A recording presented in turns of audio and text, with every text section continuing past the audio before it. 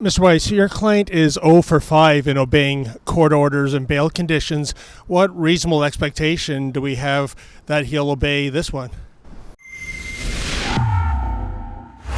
David Menzies for the Rebel News here in downtown Toronto at the Old City Hall Courthouse. Well, folks, I was here today to take in the bail hearing for Samuel Opoku.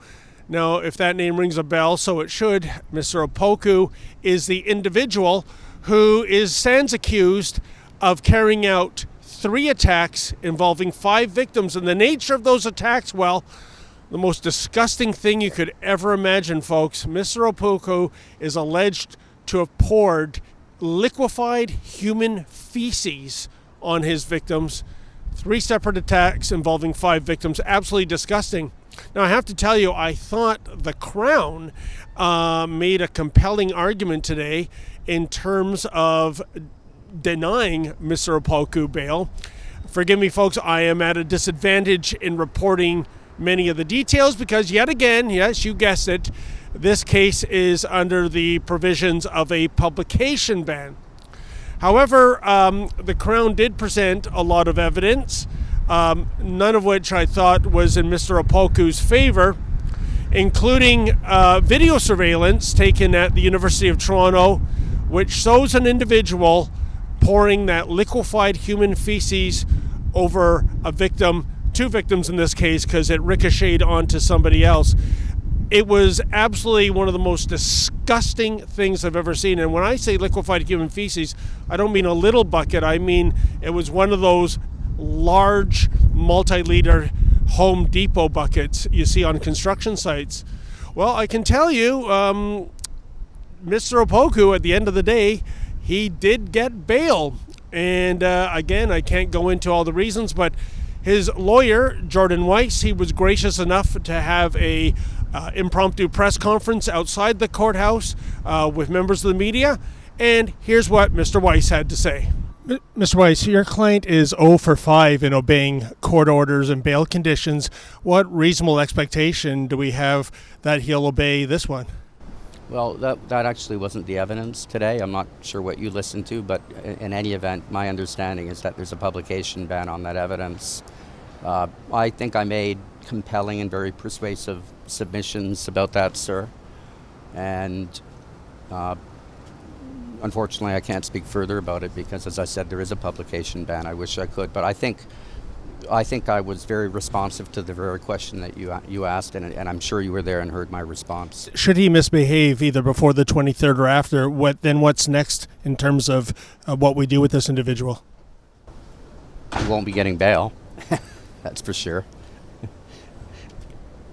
What I mean, does it mean incarceration just for the safety of the public? Well, you were talking about how many strikes. It's not 5, by the way, but this isn't a 3 strikes you're out case. This is a 1 strike you're out case. So, but I don't think that's going to happen. And in fact, I wouldn't have made the submissions I made today as counsel if I thought that was going to happen. I think he's going to comply. I don't think there's going to be any other concerns, and we're going to ensure that everything is monitored. We're going to ensure that the people that are required to assist him and that are able to assist him and that have come forward to assist him will do so. And as I said again, sir, please.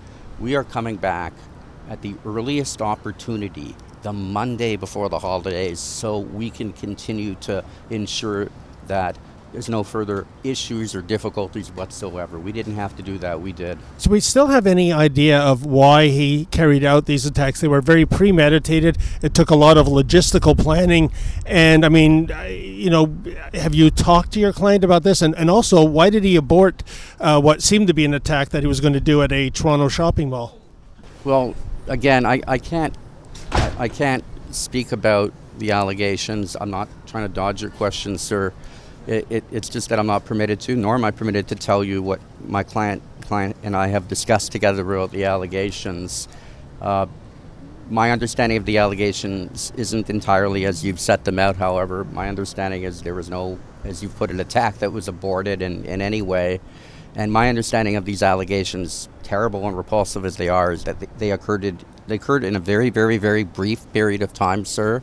I think over from a Friday to a Monday, if I understand the allegations. I stand to be corrected.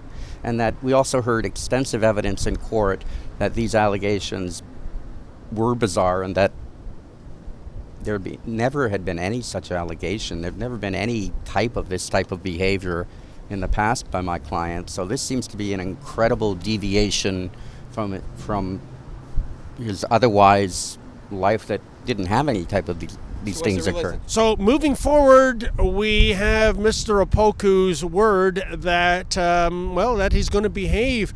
I'm not very bullish on that, to tell you the truth. But in any event, Mr. Opoku, who has doused 5 people with the most reprehensible substance you can imagine, is now free on bail. And if you ask me, it stinks.